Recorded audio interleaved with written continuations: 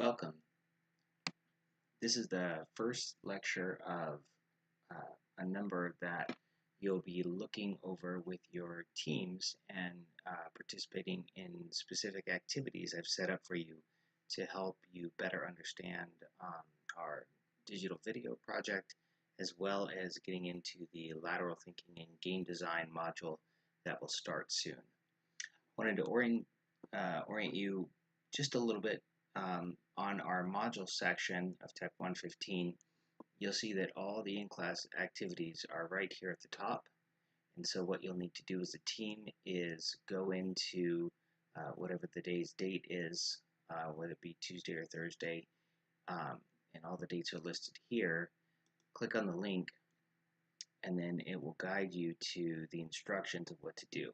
So you got here because this video is linked here.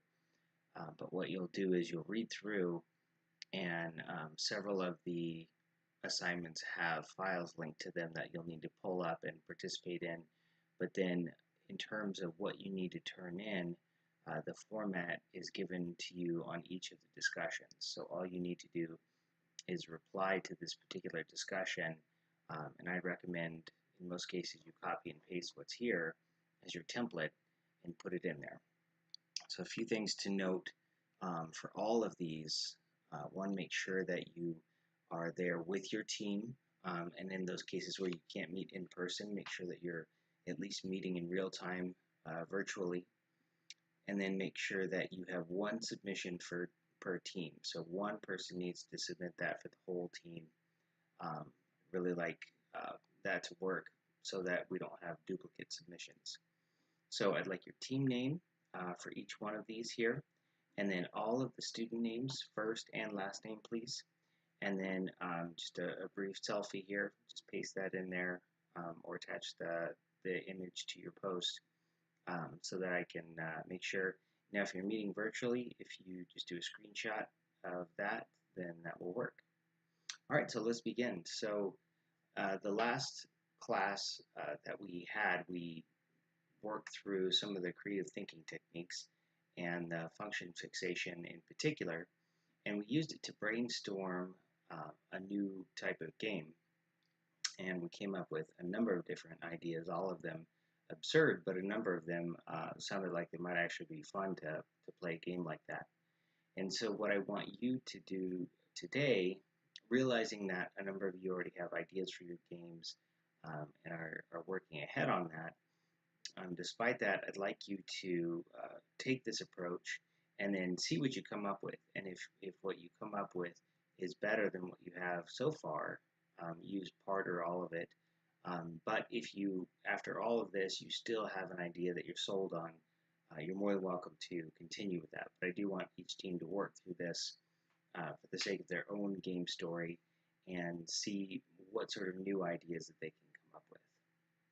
So similar to what we did in class, I set up a slightly different template for you, but very much in the same style as what we did in class.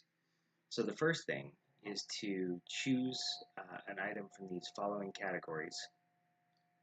So you pick any type of food, any type of vehicle or a specific vehicle, a type of animal, type of music, a type of natural disaster, a specific cheesy action movie, preferably one that all of you have seen before, and then a specific comedy movie. So try to get a wide range of things that can bring in different perspectives and ideas. So the next step then is to choose an example from the following categories. And this is where we get more of our game format in after we've mashed up some ideas. So a specific game show, a specific sport, and then a board game. Now what you're going to do, you're not going to take all of this, you're going to take a selection of this and work with it. So from up here, you need to take at least 3 of these items. So maybe I'll take the food, the animal, and then the natural disaster. And you'll write those down. And then you'll take one of these selections that you've done. And you'll take that and you'll write that down as well. And then for these 3 items here, you're going to, much like we did with the didgeridoo and even with the water polo and the tortoise, we uh, broke them down into their component parts on what sort of attributes do they have. In the case of the game, we talked about water polo, but really about two teams trying to take something and getting it past the other team into a specific area. Uh, so even breaking that down gives you some more freedom of how you want to take that game. So take three items and start mashing them up in different ways, like we did in class, as many ways as possible. And then once you've mashed them up in different ways, start applying them to whatever game you picked. And again, like if you pick Monopoly, you probably don't want to hold exactly true to the rules of Monopoly. You'd like to generalize it a little bit, where it's buying and selling property around a course and having different items of chance and getting a little bit of money each, some sort of reward each time you go around.